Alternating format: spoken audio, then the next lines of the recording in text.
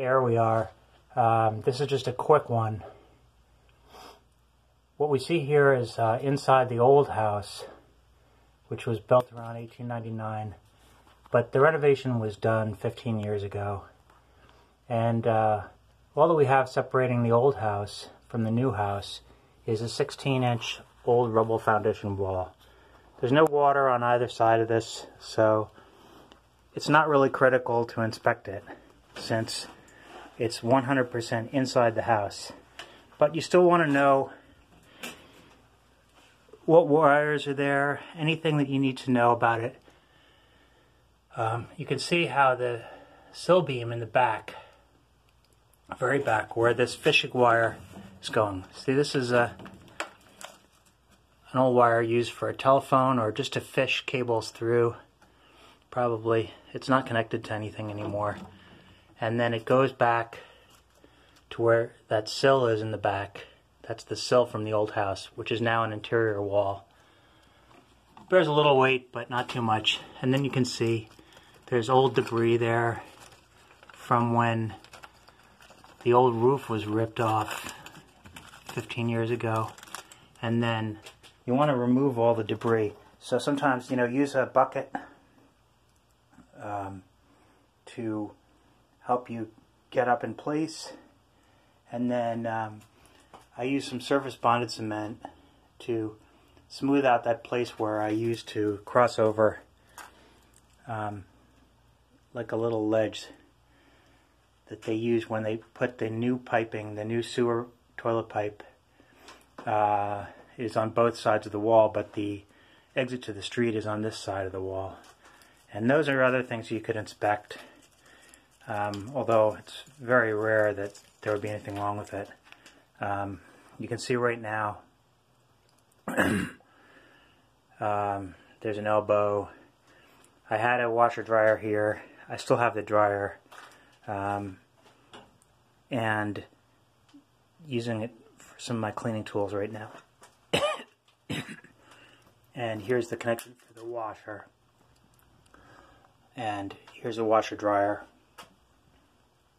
You want to inspect all that. If there's no water in the waste pipe, you should probably cap that off. You should definitely cap that off because it would evaporate, but that's the way it was. And you can see the heating pipe goes up in the corner. In the past, I put some little sheetrock to cap the sill bays, so you can see the sill bay or joist bay. It's right there. The rubble wall, which is 16 inches deep, is connected in a balloon frame house to the vertical, but you can block it off by putting a little piece of sheetrock if you don't want air circulating from your basement up into the house. You really should probably use fire code 5/8 sheetrock, which also usually has an X on it, indicating that it's 5/8 or 3/4 thick. And then you want to inspect everything basically. If there's anything that you feel that should be labeled, go back and label it. In this corner, there's a gas yellow flex pipe, and this dryer is working for many years.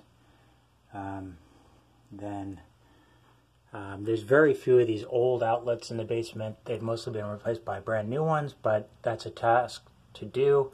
You want to go back and replace anything that's, say, non-standard or more than 20 years old.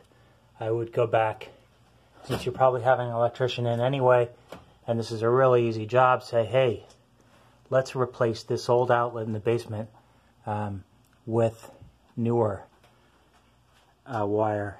And the other thing is, you typically have the ceiling lights and the outlets on a separate circuit. That's the way the code recommends it. So I also recommend having two lights, one of them on the circuit that has the outlets, and one of them on the circuit that is just lights. That way you can turn off one breaker and work on an outlet, replace an old wire, and then you still have the other lights on the light circuit.